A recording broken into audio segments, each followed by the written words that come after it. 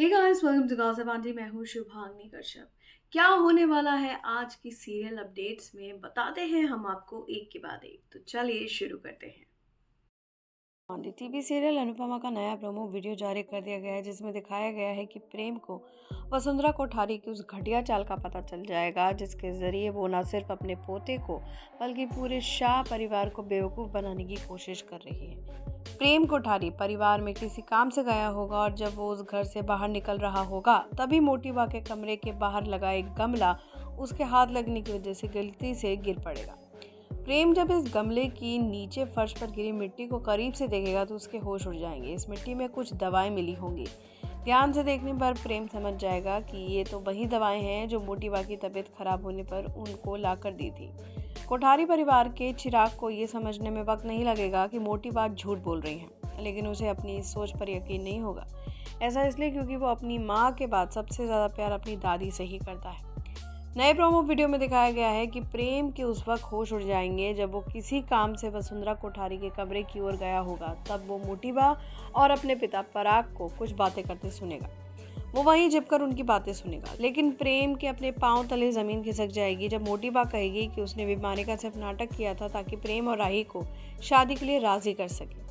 वसुंधरा कहेगी कि राही को सिर्फ भावुक करके ही अपने बस में किया जा सकता है। प्रेम इस सच को हजम नहीं कर पाएगा और गुस्से में बौखला जाएगा। वो सड़कों पर किसी तरह अपना गुस्सा निकालता घूमेगा और फिर एक ऐसा फैसला लेगा जिसकी वजह से अनुपमा सीरियल की आगे की कहानी में कुछ बदलाव आ सकते हैं।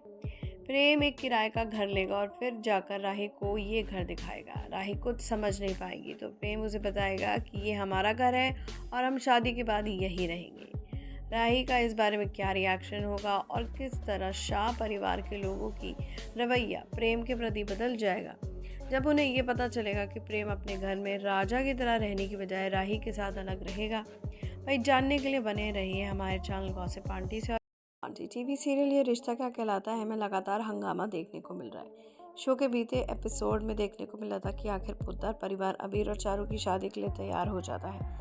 शो के बीते एपिसोड में देखने को मिला था कि पोद्दार हाउस में चारू और अबीर की सगाई की तैयारी शुरू हो जाती है।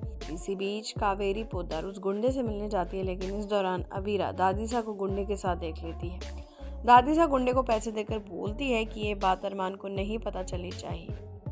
इसके बाद पोद्दार परिवार सगाई के लिए गोयनका परिवार का वेलकम करेगा। इस दौरान मनीष अबीर से कहेगा कि अब चारू की जिम्मेदारी तुम पर आने वाली है और अब सोच समझकर अपनी जिंदगी के फैसले लेना। इस दौरान अबीरा अपने पोस्ट के बारे में सोचेगी कि किस तरह वो पोद्दार हाउस छोड़कर गई थी। शो के अपकमिंग एपिसोड में देखने को मिलेगा कि काजल अबीर का वेलकम करेगी तो विद्या अबीर को देखकर छिप जाएगी। वहीं अबीरा का एक पैर फिसल जाएगा और वो गिरने ही वाली होगी कि तभी अरमान उसे संभाल लेगा। वो अरमान के सपोर्ट से पोद्दार हाउस में दोबारा एंट्री लेगी। अरमान और अबीरा को साथ देखकर विद्या को संजय की वो बात याद आएगी जब उसने कहा था कि अरमान हमेशा अबीरा से प्यार करेगा और एक दिन वो इस घर में अबीरा को वापस लेकर आएगा। अब अबीरा अरमान को इस परिवार से हमेशा के लिए अलग कर देगी।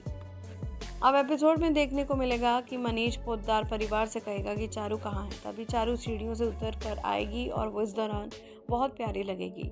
फिर अबीर और चारू एक दूसरे से रोमांटिक बातें करते दिखेंगे। इसके बाद अबीरा दादीसा को चुपचाप किसी से बात करते सुन लेगी। कावेरी ये देख लेगी और अबीरा को ताना मारेगी, जिसके बाद अबीरा दादीसा को याद दिलाएगी कि अब वो इस घर की बहू नहीं है और अब वो इस तरह उससे बात नहीं कर सकती। वहीं रोका सेरेमनी के शुरू होने से पहले मनीष पूछेगा कि संजय जी कहाँ हैं। इस पर संजय घर से जाने लगेगा और कहेगा कि मेरी मर्जी के खिलाफ आप लोगों ने रिश्ता तय कर लिया और अब रोका भी कर लो।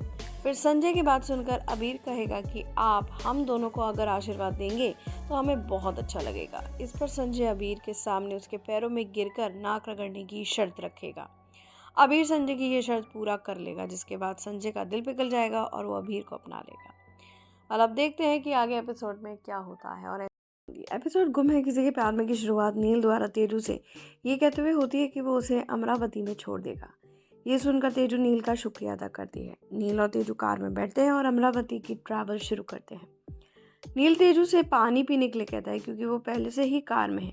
तेजू सहमत हो जाता है। जैसे जैसे वो ट्रैवल करते हैं तेजू नील से बात करती है और पूछती है कि वो क्यों डरा हुआ लग रहा है। नील जवाब देता है कि डर नॉर्मल है।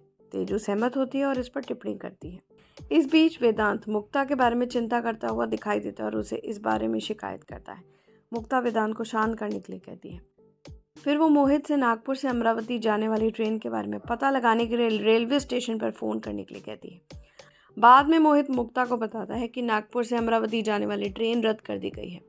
मुक्ता और मोहित तेजू के बारे में और भी ज़्यादा परेशान हो जाते हैं। मुक्ता और मोहित सैमी से पूछते हैं कि क्या वो कुछ छुपा रही है।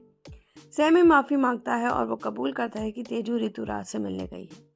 मुक्ता और मोहित सैमी को ये बात उनसे छिपाने के लिए डांटते हैं। मोहित फिर सैमी से पूछता है कि क्या उसे ऋतुराज का फ़ोन नंबर पता है। सैमी कहता है कि कॉलेज के सांस्कृतिक विभाग के पास ये हो सकता है और पता लगाने के लिए उन्हें कॉल करने की पेशकश करता है। नीलू तेजू से पूछता है कि क्या उसे भूख लग रही। तेजू जवाब देती है कि खाने के लिए रुकने से उन्हें और भी देर हो जाएगी। नील सुझाव देता है कि वो अपने परिवार को अपने फ़ोन से कॉल करे। तेजू सहमत है लेकिन नोटिस करती है कि कोई नेटवर्क नहीं है। वो नील को इसके बारे में बताती है। बाद में नील सुझाव देता है कि वो उसके लिए खाना लाएगा और उसे कार में ले जाएगा ताकि वो जर्नी जारी करते हुए खा सके, जिससे समय की बचत होगी। अब देखते हैं कि आगे क्या होता है। आप भी बताइए कि ये आने वाले ट्विस्ट एंड टर्न के लिए आप लोग कितने एक्साइटेड और तो ऐसे ही मज़ेदार ट्विस्ट स्पॉइलर अपडेट्स के लिए देखते रहिए हमारा चैनल गॉसिप आंटी और इसे सब्सक्राइब करना बिल्कुल नहीं भूलिएगा।